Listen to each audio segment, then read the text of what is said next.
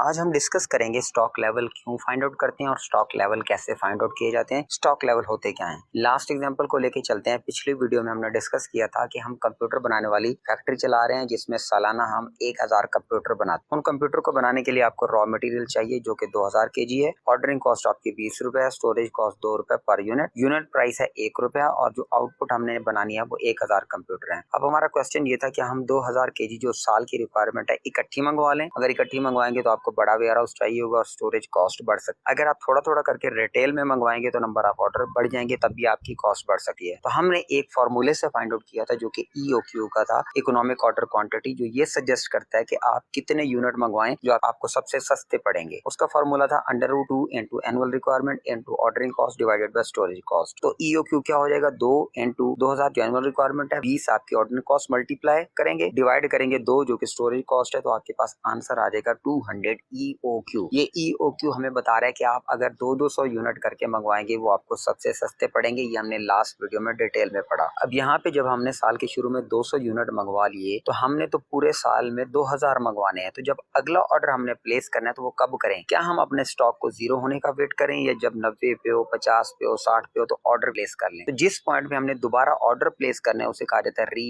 Order point या री order level. उसे हम फॉर्मूले से फाइंड आउट करेंगे, तुक्का नहीं लगाएंगे। इसी तरह के बाकी स्टॉक लेवल हैं जिसमें हम देखते हैं कि मैक्सिमम स्टॉक लेवल क्या होगा ताकि आप वेयर हाउस उसी हिसाब से लें, मिनिमम क्या होगा, एवरेज स्टॉक लेवल कितना है, safety stock level and danger stock level. ये 6 तरह के stock level normally find out किए जाते हैं जब भी आप कोई मटेरियल परचेज करने का सोचते हैं। स्टॉक लेवल का मतलब क्या है? स्टॉक लेवल का मतलब है किसी भी प्रोडक्ट की वो क्वांटिटी जो बिजनेस अपने पास रखता है ताकि वो कस्टमर की डिमांड को पूरा कर सके, ओवर स्टॉकिंग से बच सके और स्टॉक आउट से बच सके। स्टॉक लेवल फाइंड आउट करने के लिए आपको 2 तरह की इन्फॉर्मेशन चाहिए होती है। एक होता है आपका लीड टाइम, दूसरा आपको चाहिए होता है यूजेज। लीड टाइम का मतलब है कि आप जब सामान मंगवाते हैं तो वहां से लेकर आपकी फैक्ट्री तक या घर तक आने में सामान को कितना टाइम लगता है, that is called lead time. Lead time आपके पास 3 तरह का होगा, minimum, maximum and average. Minimum का मतलब है जब आप सामान मंगवाते हैं कम से कम कितने टाइम में आपके पास आ जाता है। मैक्सिमम का मतलब है अगर हालात बहुत खराब हो जाए, स्ट्राइक वगैरह हो, डिले हो जाए तो मैक्सिमम कितने टाइम में आपके पास आ जाता है। और एवरेज का मतलब है कि नॉर्मल हालात में कितना टाइम लगता है सामान को आपके घर में आने के लिए। इसी तरह यूजेज की भी 3 तरह की इन्फॉर्मेशन होगी, minimum usages, maximum usages and average usages. जब आपकी प्रोडक्ट की डिमांड कम होगी तो डेफिनेटली आप फैक्ट्री के अंदर रॉ मटेरियल भी कम यूज करेंगे तो यूजेज आपका मिनिमम होगा। जब आपकी प्रोडक्ट की डिमांड ज्यादा होगी तो आप बनाएंगे ज्यादा, रॉ मटेरियल भी ज्यादा यूज होगा। और एवरेज का मतलब है कि नॉर्मल कितना रॉ मटेरियल आप यूज करते हैं। अगर आपको एवरेज ना की बनो तो मैक्सिमम प्लस मिनिमम 2 पे डिवाइड करेंगे तो एवरेज यूजेज आ जाएगा।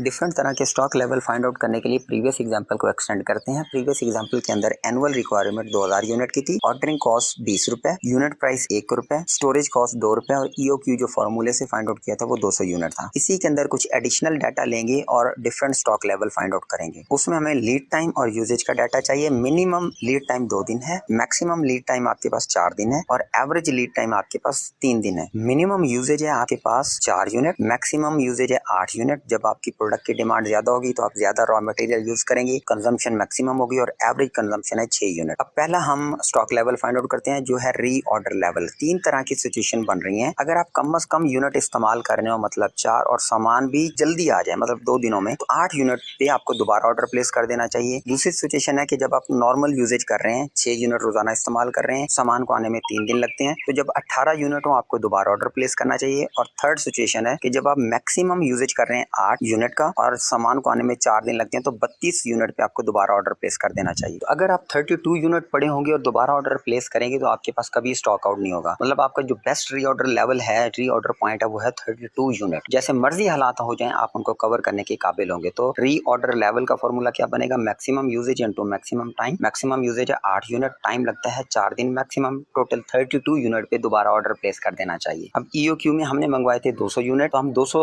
यूनिट को इस्तेमाल करना शुरू करेंगे और 0 होने का वेट नहीं करेंगे। जैसे हमारे स्टॉक में 32 यूनिट होंगे तो हम दोबारा ऑर्डर प्लेस कर देंगे। नंबर 2 पे फाइंड आउट करेंगे मैक्सिमम स्टॉक लेवल। अब देखें हमने जब री ऑर्डर लेवल पे आके दोबारा ऑर्डर प्लेस करना है तो हमें दोबारा 200 यूनिट आने हैं। इसका मतलब है जब 32 पड़े थे 200 दोबारा मंगवाए तो 232 हो गए। लेकिन इन दिनों में आप कुछ ना कुछ कंजम्पशन करेंगे तो कंजम्पशन के 3 पैटर्न आपके पास बन रहे हैं। हम तीनों के साथ देख लेते हैं। अगर आपके पास 32 पड़े थे, आपने 200 और मंगवाए और आप मिनिमम कंज्यूम कर रहे हैं, मतलब डेली के 4 यूनिट और आने में सामान को 2 दिन लगते हैं, तो आप माइनस करेंगे इसमें से minimum consumption into minimum time जो कि बनेगा 8 यूनिट। तो 232 में से अगर 8 यूनिट माइनस करें तो 224 यूनिट यूनिट बनते हैं आपके पास स्टॉक में। सिचुएशन 2 को देख लेते हैं हम कि अगर हमारे पास 32 पड़े थे, हमने 200 दोबारा मंगवाए तो 232 हो गए। और अगर हमारा यूजेज हो नॉर्मल, मतलब 6 यूनिट रोजाना इस्तेमाल कर रहे हैं और आने में 3 दिन लगते हैं, तो हम 18 यूनिट इस्तेमाल कर चुके होंगे, तो हमारे पास स्टॉक में रह जाएंगे 214। और तीसरी सिचुएशन ऐसी है जब हमारे पास 232 यूनिट थे और हम मैक्सिमम कंजम्पशन पे थे, मतलब डेली 8 यूनिट और सामान को आने में 4 दिन लगते हैं, तो 32 यूनिट हम कंज्यूम कर चुके होंगे। 232 में से 32 माइनस करें तो 200 बचते हैं। इन तीनों सिचुएशन में से आप देखेंगे 224 आपका मैक्सिमम पॉइंट है, 224 से ऊपर आपके पास यूनिट नहीं है। तो मैक्सिमम लेवल का फॉर्मूला क्या बनेगा, reorder level plus EOQ minus करेंगे कंजम्पशन, और कंजम्पशन कौन सी लेंगे, मिनिमम वाले। मिनिमम कंजम्पशन कैसे निकालेंगे, minimum time into minimum usages. Number 3 पे हम देखेंगे minimum stock level. Minimum stock level बहुत ही आसान है। जब हम रीऑर्डर लेवल पे थे, मतलब 32 पे थे, तो हमने दोबारा ऑर्डर प्लेस किया और उसमें आने हैं 200 यूनिट। तो 200 यूनिट के आने से पहले हम कुछ ना कुछ तो कंज्यूम करेंगे। वो जो कंजम्पशन है अगर आप माइनस कर दें तो आपके पास बनेगा मिनिमम स्टॉक लेवल। कंजम्पशन में आपके पास 3 पैटर्न है, एक मिनिमम वाला, एक एवरेज वाला और एक मैक्सिमम वाला। अगर आप पहले मिनिमम वाले से ट्राई करें तो 32 माइनस करेंगे आप minimum lead time into minimum usages, तो 32 माइनस हो जाएगा 8 और आपके पास आंसर आ जाएगा 24। केस 2 है आपके पास जिसमें 32 आपके पास रीऑर्डर लेवल है और आप अगर एवरेज कंजम्पशन माइनस करें, it mean 3 into 6, 18 unit minus करें तो आपके पास आंसर आ जाएगा 14। और केस 3 है जिसमें आप मैक्सिमम कंजम्पशन माइनस करेंगे, 32 माइनस करेंगे maximum lead time into maximum usages, मतलब 32 माइनस 32 तो 0। तो मिनिमम लेवल तो आपके पास 0 होगा। वैसे नॉर्मली मिनिमम आपका 0 पे ही जा सकता है, लेकिन अगर हम प्रैक्टिकली देखें तो हम अपनी स्टोर के अंदर कभी 0 नहीं होने देंगे। तो आपने जब minimum stock level find out करना होगा, आप कंजम्पशन जो है एवरेज वाली माइनस करेंगे। तो अब आपका फॉर्मूला क्या बनेगा, reorder level minus average lead time into average consumption. तो 32 माइनस 18, 14 आपके पास मिनिमम स्टॉक लेवल आ जाएगा। एवरेज स्टॉक लेवल बहुत ही आसान है, आप मैक्सिमम लेवल और जमा करेंगे मिनिमम स्टॉक लेवल, डिवाइड करेंगे 2 पे तो आपके पास एवरेज आ जाएगा। मैक्सिमम है 224, मिनिमम है 14, दोनों को जमा करके 2 पे डिवाइड किया तो 106 एवरेज। डेंजर लेवल का डाटा नहीं है, लेकिन डेंजर लेवल का फॉर्मूला नोट कर लें, उसके लिए average usages into emergency lead time, ELT। Emergency lead time हमारे क्वेश्चन में नहीं है तो हम इसको सॉल्व नहीं कर रहे, अदरवाइज आप फॉर्मूला नोट डाउन